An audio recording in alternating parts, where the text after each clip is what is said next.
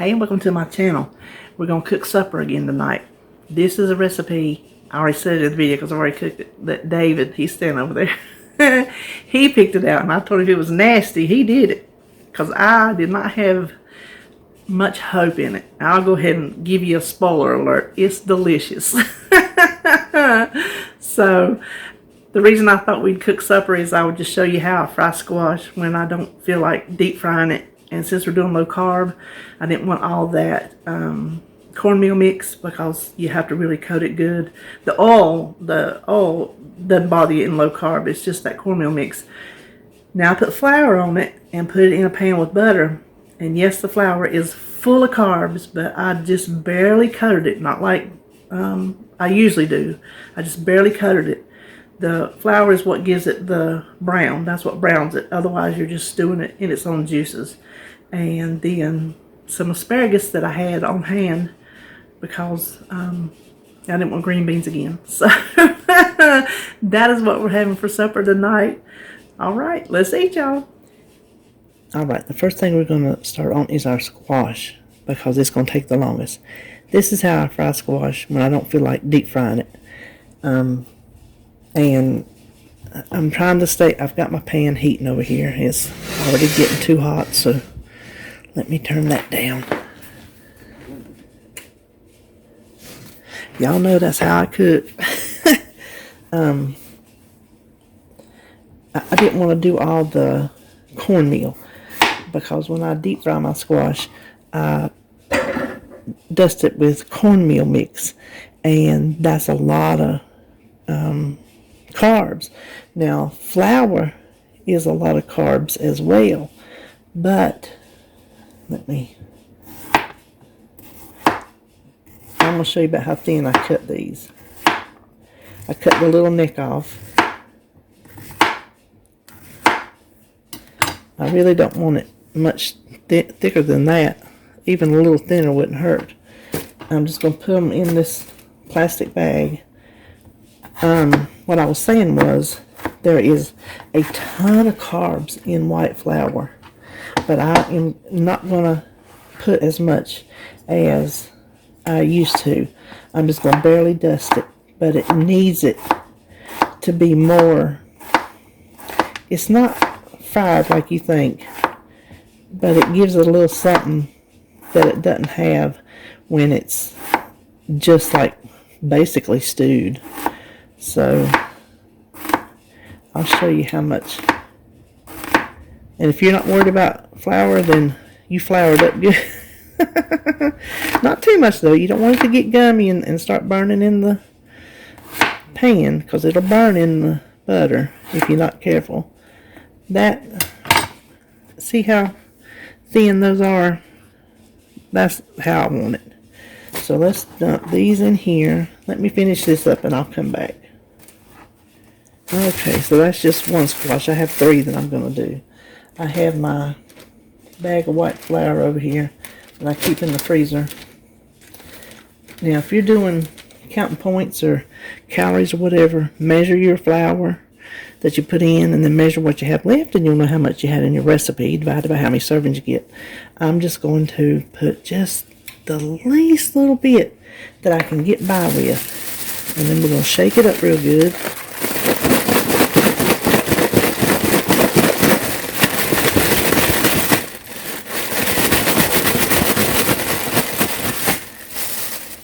Now you can see there's just the least little bit of coating on there.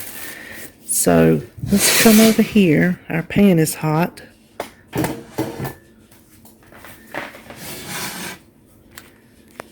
We want to put some butter in there. And this is how I always have done it. So I'm not changing it to butter for the sake of staying low carb. This is what I've always fried it in.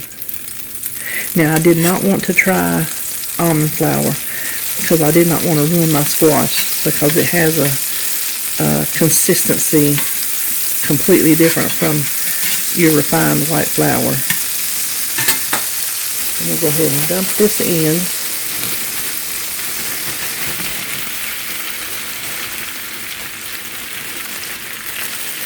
And the first batch, go ahead and stir around in the butter to get it coated. And I'm going to cut up the other 2 squash and add them. It's going to be a full pan, but that's okay. And I'll come back periodically and show you how it fries up. Okay, I've got all of it in here, and don't worry about it cooking in, like I use 3 squash, but it's cooking in 3 stages. It will all come out in the wash, but I want to turn this over. So you see the brown ones, that's what you get from the flour, but you don't get when you just put it in there, because it basically just stews in its own juices. Don't put much more butter than what I put in there either, because then it does get too greasy, if you can believe that. Now go ahead and season it, salt and pepper, or what I'm using, my house seasoning. And then all you're going to do, and this is going to take a little while, because you want all of it brown, you want it dry, you don't want any liquid in the pan, so you want to keep coming over here and stirring it until it gets as tender as you like it. And we like it like this right here. See that? That's how we like it. So like I said, I'll come back and show you periodically. Now you do need to let it sit on the bottom long enough to get brown, so don't turn it constantly or it'll never brown. So like right now, I'll let that go a little bit. I'll let it get brown. You can smell it. I can smell it right now. It smells delicious. You can kind of smell when it needs to turn, and then just come over and do your thing. So I'll come back and show you. Okay, it's been going about 5 minutes. So let's see if we're getting some good brown on the bottom.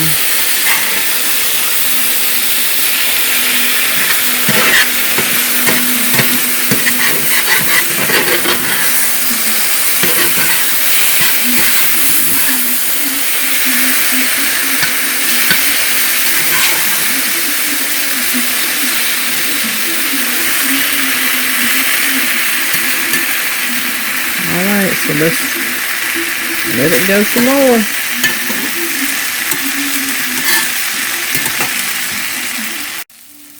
Okay, I stirred it once more, and I think I'm just going to stir it one more time. And like I said, if you use more flour, you're going to get a browner squash. But this is fine.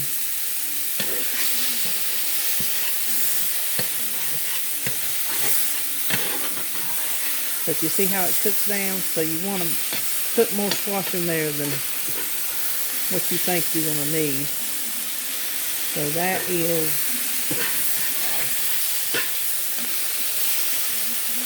it for the fried squash. Now we're going to start on the fish.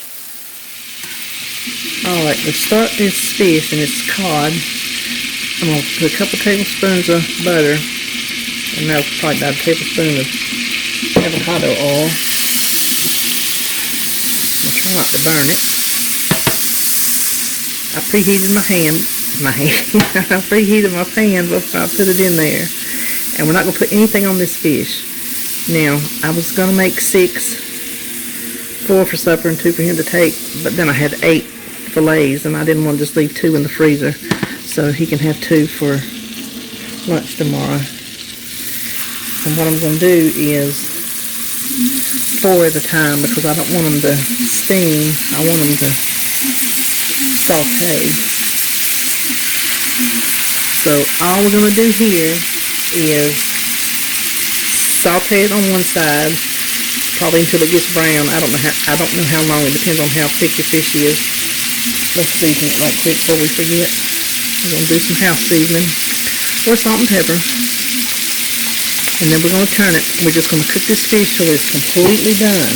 Now while that is cooking, we're going to come over here and make this lime butter. Okay, now you're going to have to listen to the fish sizzle while we do this. What I have in my little mini food processor is 6 tablespoons of butter. Have half a lime. I'm going to go ahead and juice it. And then we will zest it. If you don't have one of these juicers, just squeeze it by hand as best you can. These are very handy because limes are tough. See, I'm squeezing it. and holes in the bottom it should be coming out of, but they're tough. Now, I'm going to, I probably should have done this before I cut it in half, but it was already cut when I thought of it, so I'm just going to, let's see, let's try it this way.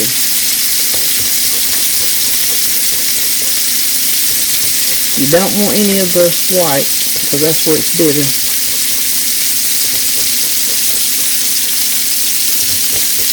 And this looks fine, already cut in half. That way, if I use the other half in something, I'll have the zest for it too. You can get that off the top there. Oh, that smells so good. Now, let me check this fish. Hold on. Okay, I am sorry about that. Now we want about half a teaspoon of garlic. And there's 2 to 4 tablespoons of onion. But I like onion. And these 4 onions were in the back of my refrigerator and got froze. So I'm going to say a 1/4 cup. But I'm going to use them all because I'm going to wash this and start over. And then a few drops of hot sauce. And around here we use Texas Pete. Just that's the taste. Now let me see if I can fight with this food processor as per usual.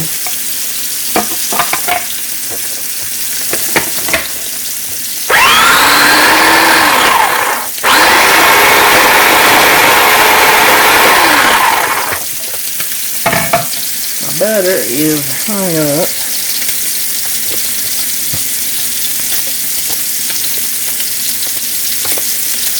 Let's try this again.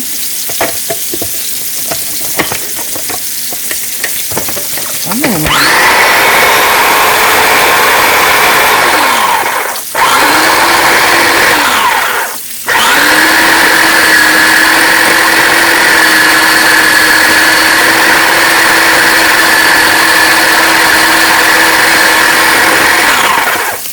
Begin to think I should have put it in my Ninja, because I can't believe this ain't doing no better than this. I didn't want to drag out the big one.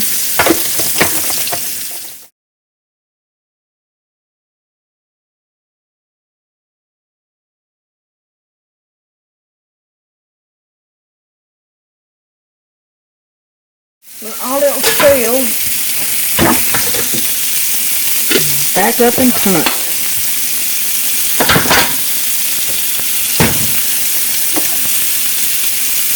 Let's see if we can get all that goodness off of here. And I'm just gonna throw this little food processor away. It's over the heels anyway. But it's never done that before. It's never made that racket before. And I tried to reseat the thing. It didn't even get the liquid down in the bottom. So it's done. It's toast.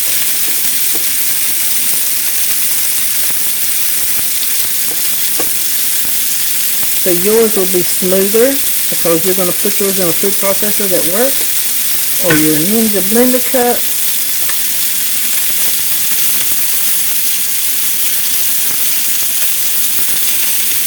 What I'm going to do is I'm just going to mash it, and we will just have the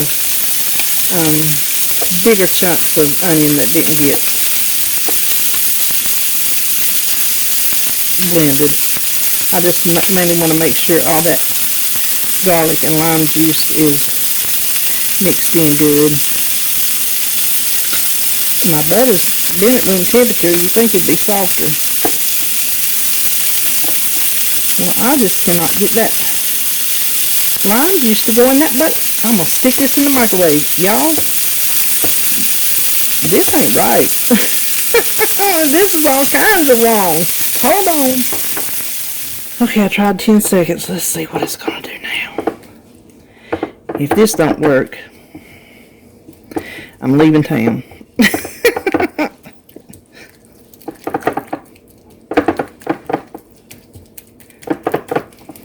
This is nothing more than a compound butter. That's all it is. Where the lime juice should just mix in, do its thing.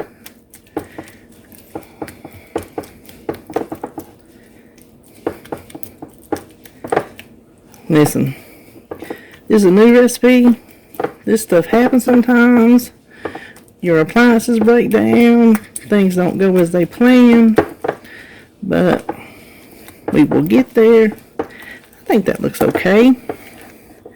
It'll be probably a little bit thicker or maybe more firm depending on your butter. But don't melt the butter because we want this to melt on the fish, which I might have to reheat, I'm not sure. Now, all I'm going to do, hold on just a minute. All I'm going to do is cook this bag of asparagus. I had green beans on the menu, but my cousin brought me up some, and we just had some a couple days, and I've been eating on them with my lunch, so I didn't want to make more. I had these in the freezer for just this time, so I'm going to steam these. I think it says 4 or 5 minutes, and I have some Alfredo sauce that I bought that I thought would be good on it, so I'm going to try it. So when we come back, we will plate this up and see what we got. Alright, so here is our plate. I had to reheat it because I'm telling you, when you're filming, it's hard to get everything done at the right time, but I wanted my fish to be hot. And this is 6 tablespoons, so it would be, for 6 servings of fish, would be 1 tablespoon per piece of fish. So I'm going to go a little less to make enough for all 8 pieces. And that's what we want. We want it to go on the hot fish to melt. So I would say go ahead. You can do like me. Have your fish cooking while you're making it. Which it won't take you as long because you'll have proper appliances. Oh, I'm telling you. It might have took an act of Congress, but I think it's going to be good. I really do. Now, this is what the squash looks like, and that is what it's supposed to look like. Trust me. And the asparagus, this is what I'm using. This just came from Aldi's. It's 3 carbs for a 1/4 cup. And I heated this. This little bit of asparagus does not take a 1/4 cup. So I'm going to count 1/8 of a cup. Half a serving. So they'll probably round up to 2 carbs. 1.5. Well, I don't know. Whatever you want to call it. Now, let's taste this fish.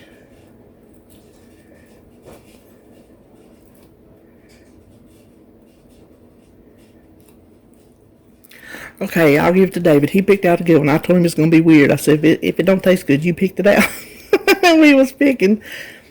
It's good. It's actually good. I've never had lime on fish. The recipe should take the whole lime. I think half of it you wouldn't be able to taste it. I taste the garlic. I taste the onion. And it definitely needs that whole lime. The zest and juice and everything.